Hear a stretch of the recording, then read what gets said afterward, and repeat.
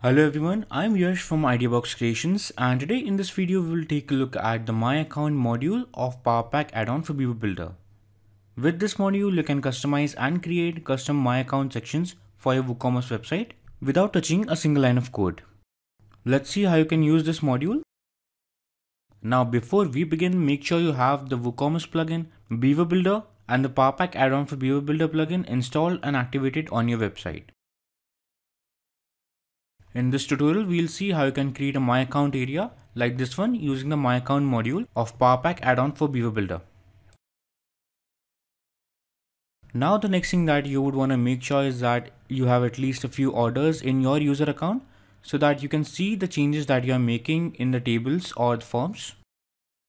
If you don't have any products in your orders tab or the downloads tab, you will see the default text which says you currently have no orders, and you won't be able to see the changes that you are making.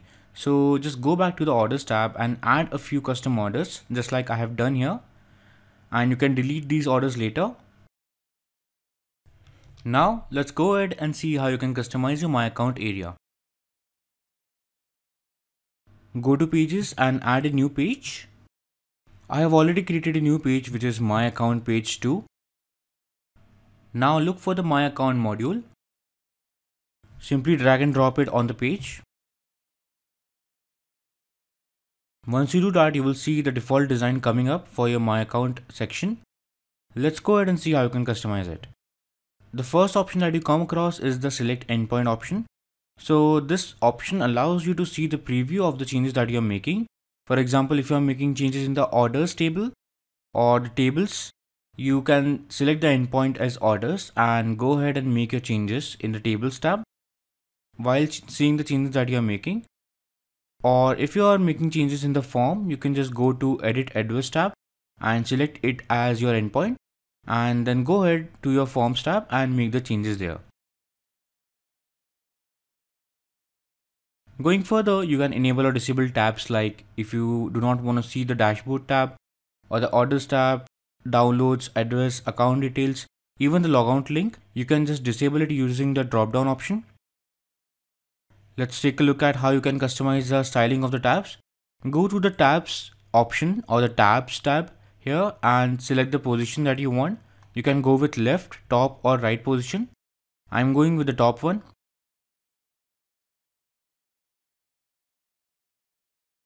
Further, you can change the background color, text color, spacing, margins, borders, padding, typography, and you can change the active tab styling and the tab content as well.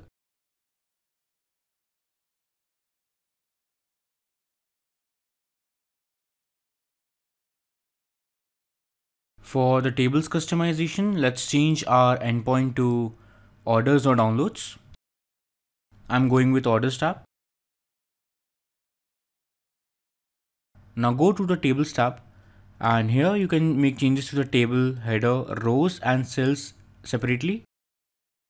For the overall table, you can change the border, radius and shadow, font, styling and spacing, and text shadow.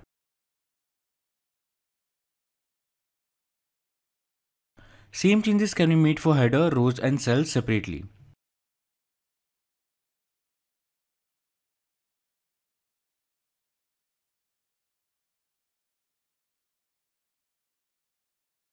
Once you are done, we can move on to the button customization.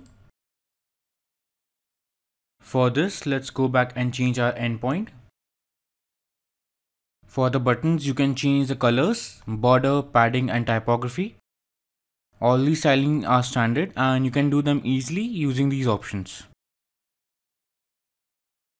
Alright, so our button looks much better now. For going further, you can customize your forms as well. Let's go back to our general tab and change the endpoint to edit address.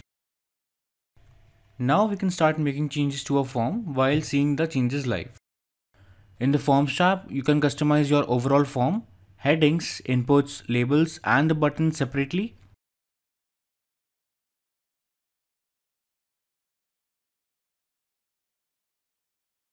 For the heading, you can customize the text color, margin top, margin at the bottom, typography, styling and spacing, as well as the text shadow. Now for the inputs, you can change the height, margin bottom, borders, padding, coloring, typography, description typography, etc.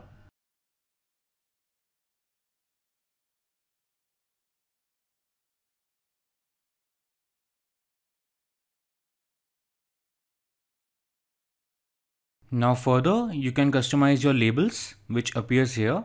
You can change the text color, margin bottom, typography, styling and spacing, as well as the text shadow. And almost all the same changes can be made for the button as well. Now once you are done customizing the forms, you can move to the notices tab. For these changes, let's go back to general tab and select our endpoint as dashboard. Now going back to the notices tab, you can customize errors and general notices separately. For the typography, you can customize the font, style and spacing and the text shadow. Further, you can customize the background color, text color, icon color for your error messages. And for general notices, same changes can be made as well. Now once you are done with the My Account area, you can go ahead and add other modules to complete your page. I am adding a photo module here, and for the picture I will set the user's image as the dynamic data. So every user will see their own image in the My Account area.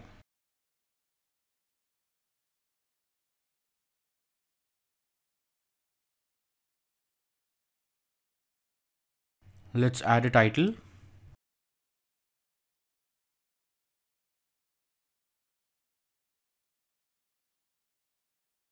Let's add another heading below the My Account. In the subheading text, I have added a custom code which will automatically fetch the name of the user from the account details.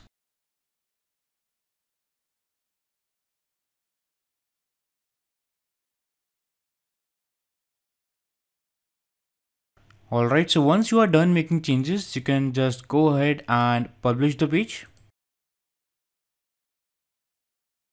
Okay, so after making all those changes, you can see what our My Account page looks like.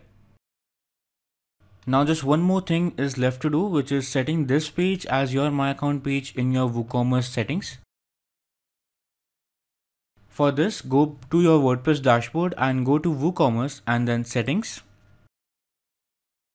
Now go to the advanced tab and set your My Account page to the one that you have just created.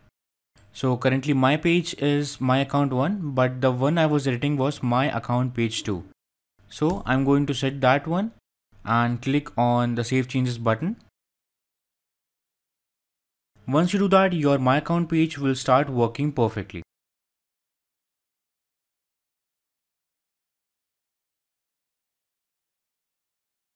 Let me know what you think of the My Account module of Powerpack add-on for Beaver Builder.